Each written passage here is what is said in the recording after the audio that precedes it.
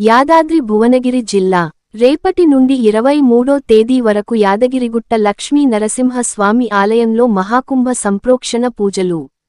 ఆలయ దివ్య విమాన బంగారు గోపురానికి మహాకుంభ సంప్రోక్షణ పూజలకు యాగశాల ఏర్పాట్లు. 5 రోజులు పంచకుండాత్మక యాగం.